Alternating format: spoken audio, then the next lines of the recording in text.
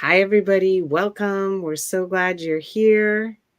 If you're joining us for this live, please put in the chat your name, how you're doing, where you're joining us from.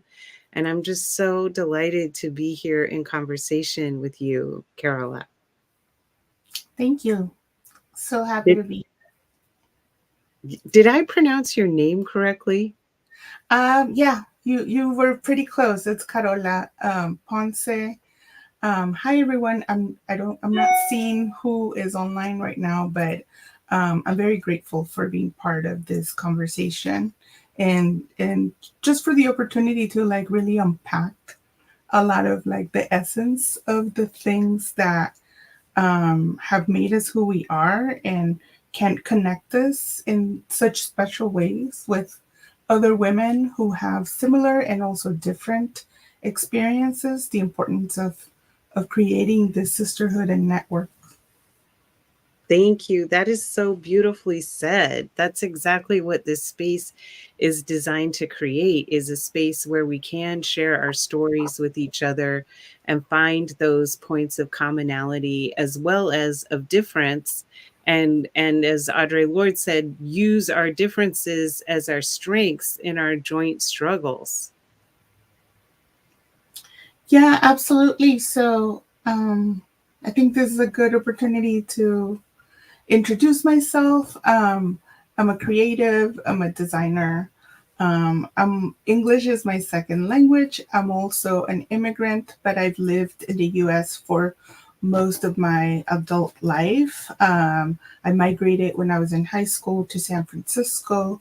And that was, one of those impactful experiences in your life. But when it comes to a perception of multiculturalism. At the time, San Francisco was much more diverse than it is now, not just ethnically, but economically. There were very strong commitment and solidarity with unions. I migrated because there was a civil war in my country at the time, El Salvador, and I was young, so I wasn't extremely aware of what was going on. I just knew that my family felt like if we could move to another country at this time, we might be safer and we might live with less hostility. So that happened for my family. But in migrating to San Francisco and meeting different people, a lot of like white women, white teachers who had been extremely involved in the US Central American relations, I got to learn my own history through other people, through very politicized youth in San Francisco who were, questioning me about where I was coming from, what did I see, what my lived situation was like. And the thing about when you're in a civil war, you're kind of sheltered because you don't get a lot of the information. You don't really understand what's happening. You don't even learn about all the battles that were taking place until you're outside because it's so censored.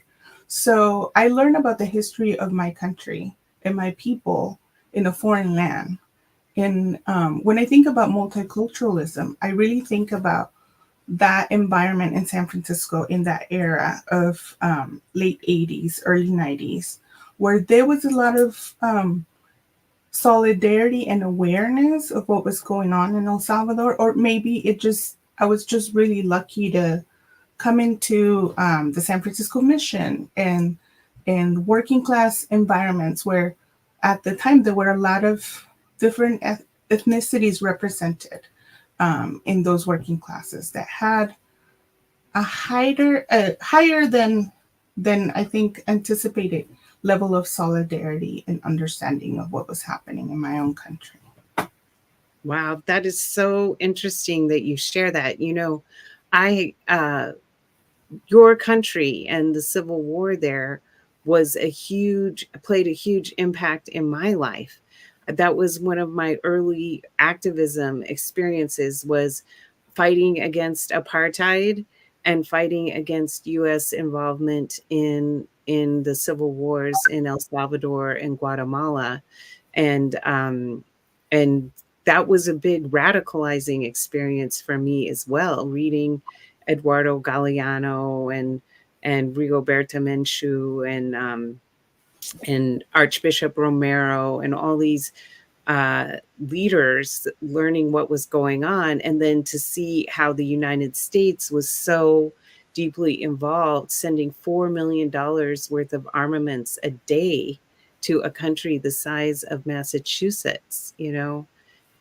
So wow, and I wish I would feel like in some ways there's still elements of the San Francisco that you're talking about. Like I feel really lucky to have a lot of mentors who are in their 60s and 70s who've lived here for a very long time and carry those traditions and those that involvement. And I've learned so much since I moved here from my elders as well as from the young people, because the young people are the ones in the streets demanding reproductive justice and freedom for Palestine and so many different causes. I love that aspect of San Francisco. I mean, I'm in the East Bay now. I think the East Bay has inherited or has also a tradition of politicized and aware communities.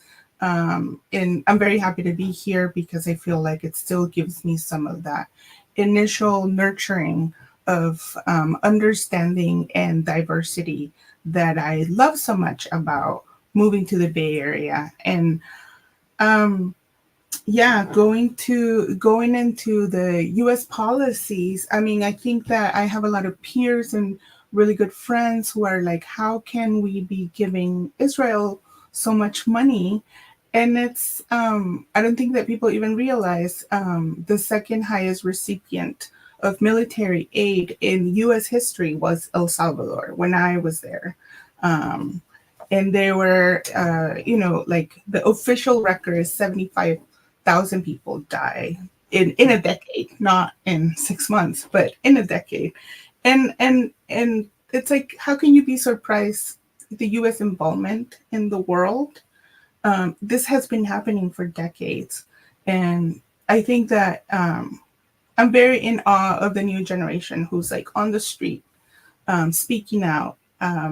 Because before I felt like we were a subclass or a subculture of people who kind of knew that the systems of oppression were not just in the U.S., but that we were part of a larger struggle, and the struggle wasn't racial. It was who's in power and the rest of us who are building this world. So a lot Mm, of my camaraderie came from are we like, do we see each other as sisters? Do we see each other as brother and sisters? Do we see each other as comrades? Because we know that we are like, we are the foundation of the world. Like brown people, working class people, this going back to 1969, this Rainbow Coalition, we are the working people of the world. And I think in our struggles in Latin America, which I got to learn a lot more about as I became, once you get once you open your eyes to the realities of the structures of inequities, then and I was young, I wanted to learn more and I wanted to learn more and I wanted to learn more. I ended up in Venezuela in 2006 trying to understand what was happening at the time with the Bolivarian revolution. I ended up in the West Bank in 2005, just like getting to know the struggle of the Palestinian people. So a lot of my interest became, now that I've opened my eyes, let me figure out all of these struggles and how do we all relate to each other. Well, wow. while still trying to build a life, while still trying to get a job, while still Yeah. trying to go to school. And it's so inspiring to see you still applying your desire to for justice to your current role as a user experience designer and addressing systemic inequities from a creative perspective? Yeah, I mean, so that's sort of my point of view, and thank you for asking this very personal questions that make you like trying to pull apart who am I, how like unpack what's really important and how did I get here. I'm still a creative, like being a designer is what I really love to do, and for a long time I went to work every day. And then on the weekends, I went to a protest. I went to watch a documentary. I figure out what the next plan for the next trip would be. So I felt like I was living these two parallel lives that didn't really relate to each other. I ended up at some point in my life, about 10 years ago, to just kind of taking a sabbatical and figuring out, do I want to go work at a nonprofit? How do I become this more active participant in change? And I didn't know what was going to happen. I was just confused and unemployed.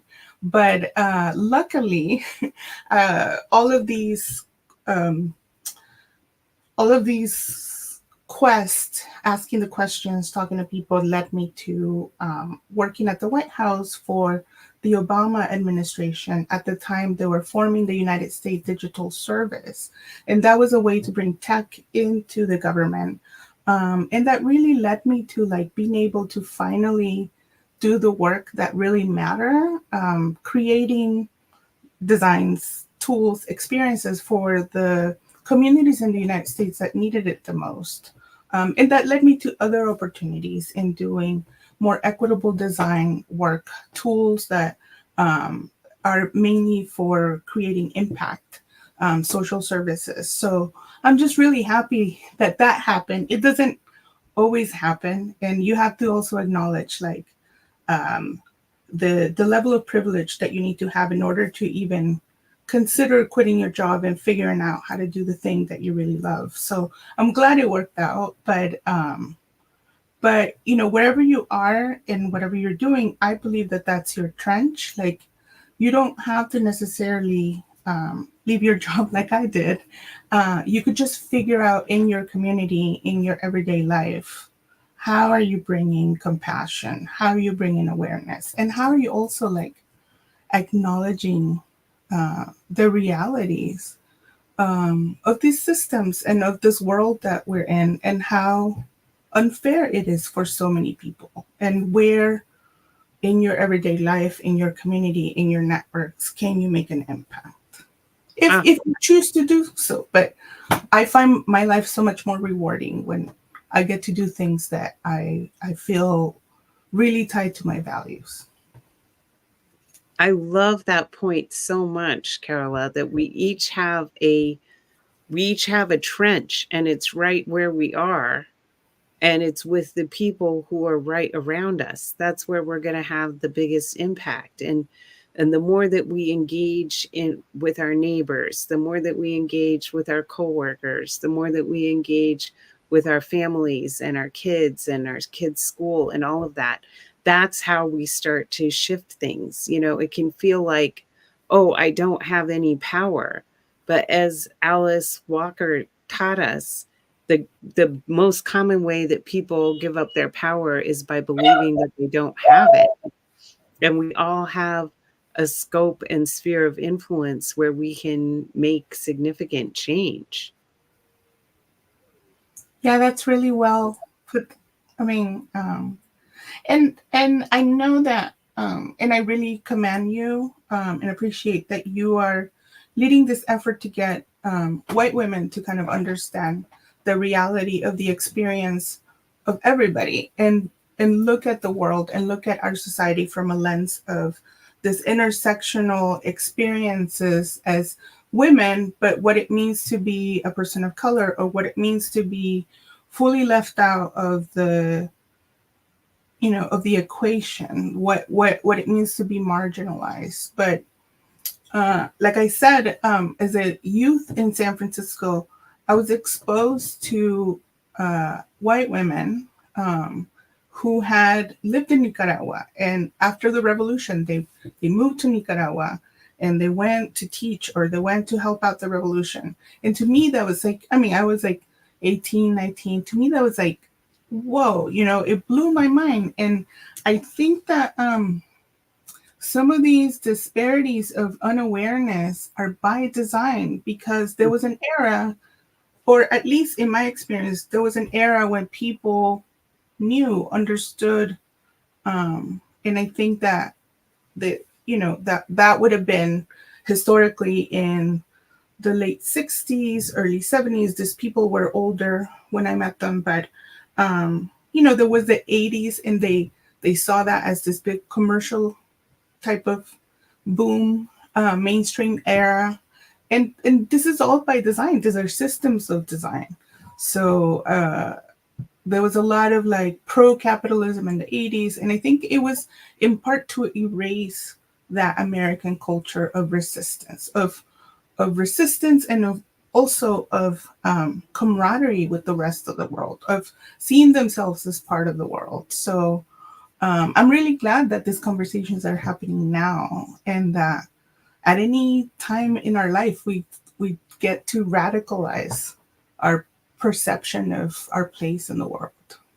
Yes, yes, to break out of the way that we've been socialized, to believe, to maintain the status quo and perpetuate it, and break into a more cycle of liberation where we start to learn more about people who are different from us, and start to figure out how our struggles align and interconnect, so that we can be, as you said, comrades with each other. Yeah, sorry that all my all my language comes from like the Cold War, but that was the time of my upbringing. And in Latin America, a lot of the struggles also took some of that language on. So Yeah. I mean, we not we, because I was not part of the struggle in El Salvador, but people called each other compañeros. Like, you're my comrade, you're my partner in this struggle. So You're my companion. yeah, so that's, and language matters. How you talk about this, and the inclusiveness on how you, yeah, I found that um trying to find the right language, so that we come from a place of trying to understand each other, as opposed to telling people, no, you're this, you're a product of this. But that's why I want to acknowledge that a lot of times it wasn't necessarily racial barriers. It was more like class solidarity Mm, that has brought me the most joy. mm. That is so interesting. And when you study the history of white supremacy, that was literally why the elites utilized white supremacy to prevent the formation of class solidarity and as a system of dominance and control over everybody. And this concept of whiteness is not a US centric. I mean, you go to Latin America and you see how much colorism there Mm, is on top of classism. And a lot of regions of the world, regardless if you're all of the same ethnic background, there's a preference for lighter skin. I mean, we're all colonial being products of colonial era. So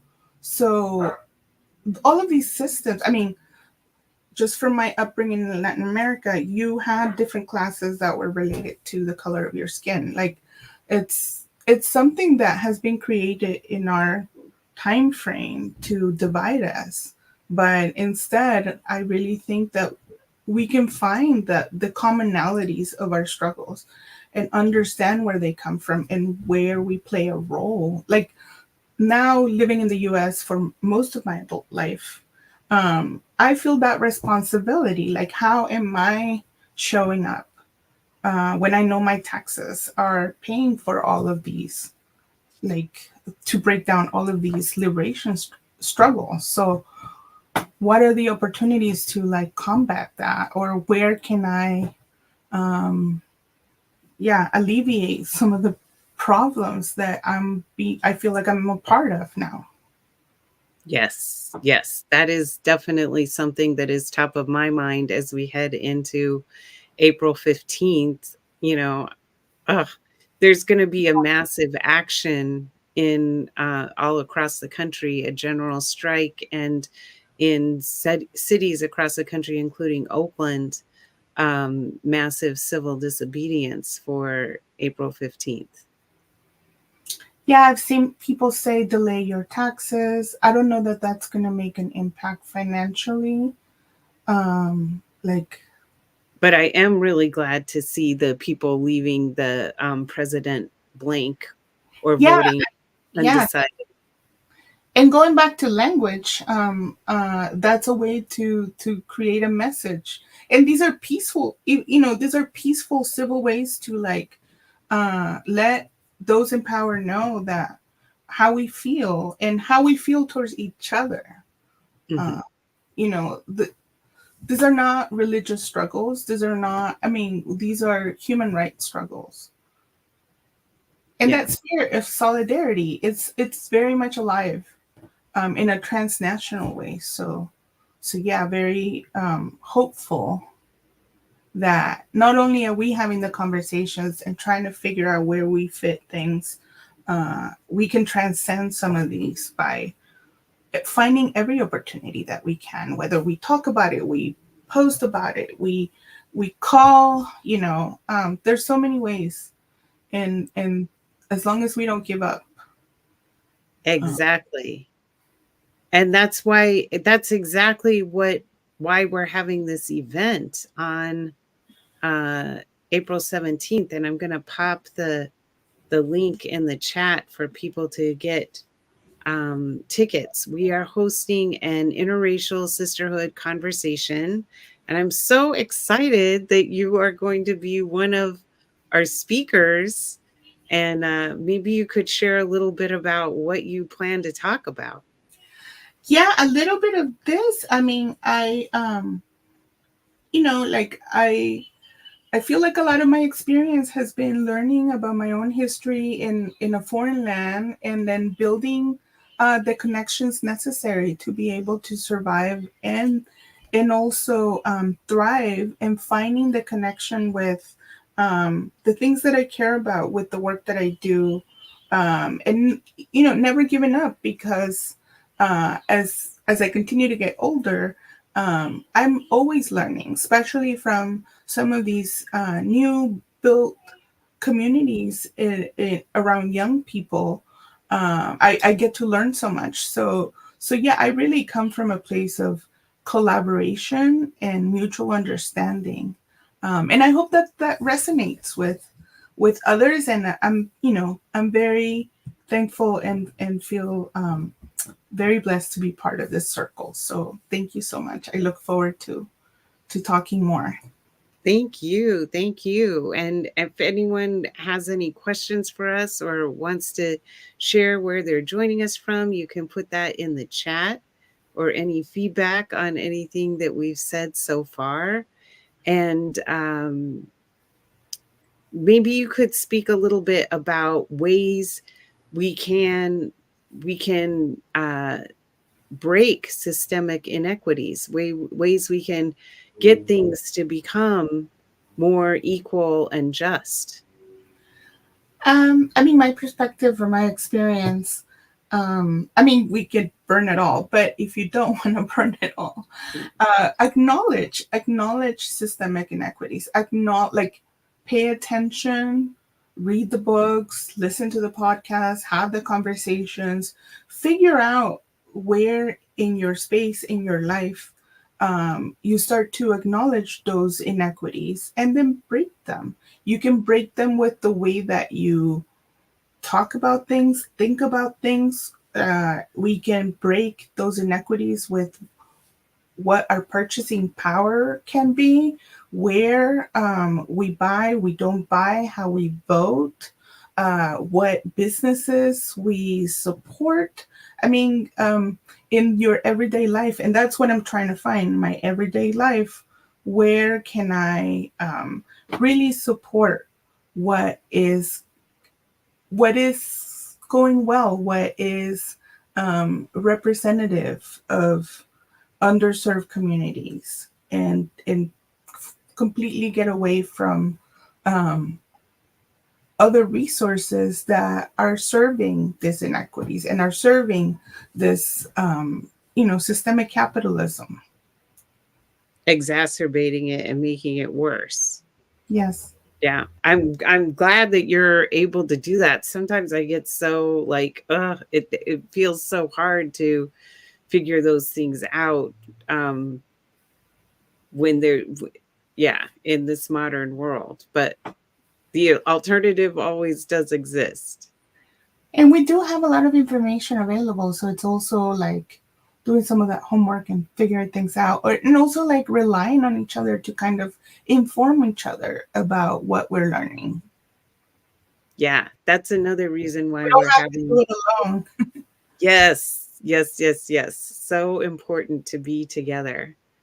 Well, do you have any parting thoughts you'd like to share with our viewers? I just I want us to be having these conversations, and I want us to come together and appreciate our differences and understand our differences better, because together, I mean, we are the people and we can win. Like the systemic inequities are also like not balance. Like we're the 99%. So let's have these conversations. Let's show up. Let's show up for each other. Thank you so much. I could not agree more, and I'm really looking forward to our conversation in on the 17th. Likewise, thank you so much. Bye, Thank you for everybody. being in the space. Bye. Of course. Thank you.